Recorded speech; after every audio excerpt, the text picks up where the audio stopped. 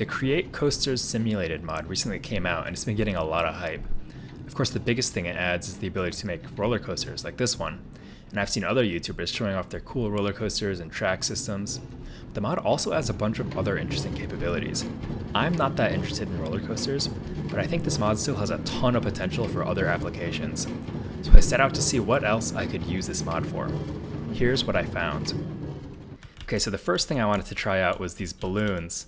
They can like lift up blocks and make them levitate like this. So I wanted to see like how much force they could apply, how much weight they can lift to maybe use them on some sort of airship. So the first thing I realized is that it doesn't really matter what weight the block is. It carries it up to the same height, which is kind of weird. And if you look at the diagram, it looks like it's only putting out 0.83 pn of lift compared to a lot more weight. So it's doing some weird physics stuff that I don't really understand. Also, it totally just works on how high above the ground it is.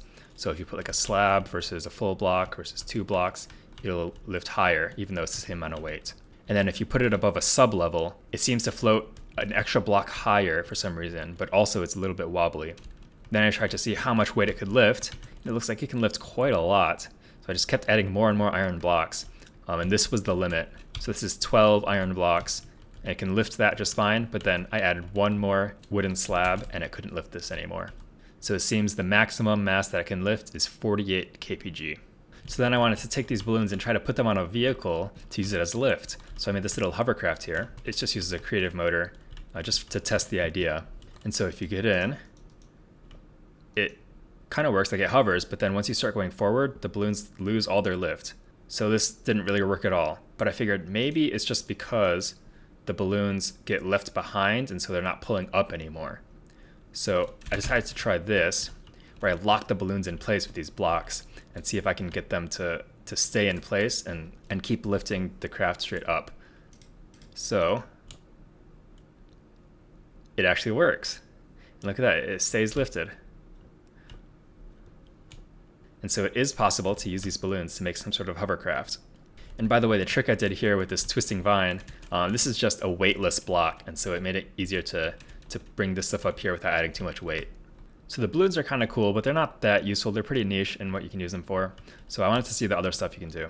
And one thing I was really excited about was these rivets. So you can like place them in the ground at any angle and in any location, and then place blocks and stuff on top of them. So it's a really easy way to place blocks like wherever and however you want them. So of course I had to try and apply this to plane design. So there are basically 3 different ways you can angle your wings using rivets. So this is the first one I did. You can see that the wings are kind of angled upwards like this. And then in real aeronautics, this is called dihedral.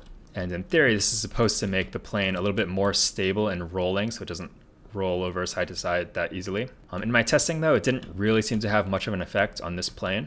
Then there's also this way to angle your wings. And this is called swept wings. And most airplanes nowadays use wings like this. However, as far as I understand, I think this doesn't actually have much of a benefit in Create Aeronautics. The reasons this works in real life, I think, are due to some airflow stuff that doesn't really apply in Create Aeronautics. But you can definitely make some cool looking planes with this, not this one.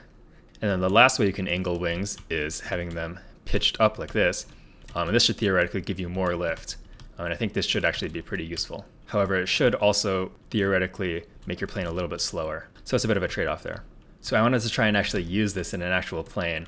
And so here I used these rivets to make these angled wings like this. I colored it to look like Argentina on accident, but here we go. So this plane flies all right. I think the angled wings definitely does affect my roll. See, it rolls very slowly. And yeah, this is a very weird plane design. The elevons are like backwards for whatever reason. And it doesn't fly that well. It's kind of just a proof of concept idea. It does work, and I think some better plane engineers could use this in more useful ways, maybe.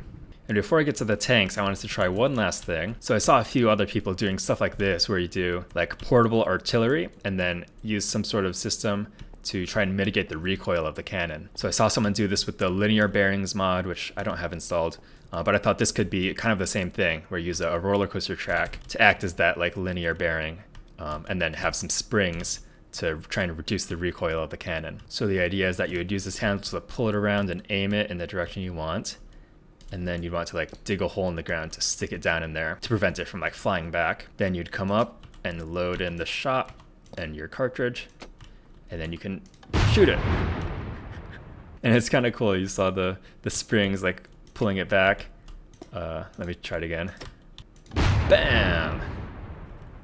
So yeah, the cart, it kind of works. I don't know if it's actually reducing the recoil all that much. Really the cannon is just hitting this on the back. And so it's probably more of just a decorative thing, just because it looks pretty cool. With a more optimized system, maybe you could make this actually work. And then of course, you saw the thumbnail. Here are the tank tracks that I came up with. So you just have to place the coaster carts linked together along the tracks with as even spacing as you can. And then when you get to the last one, you're actually not allowed to connect these two together. You can connect carts together usually using chains, but you're not allowed to make a full loop of them. But it's okay that they're not connected, it still works. And you do the same thing on the other side. And for better traction, you can put soil or any other sticky block on all the carts. And you end up with something crazy looking like this. So let's give it a test drive and see how it actually works. Oh my God. Let's put it down gently this time. All right, so this tank has an autocannon on it, but you can click the typewriter and then the autocannon, and then we can drive, and it actually drives. Look at that. Dude, this is so cool. So you can go forwards, backwards, and turn. The turning is very slow, and moving forwards and backwards is also slow. But maybe people could come up with some more optimized track designs that would make it a little bit faster. And then I tried making the same thing over here, except with a full cannon. However, this track design, for whatever reason, didn't seem to work as well. It seemed like it was really unable to turn quickly.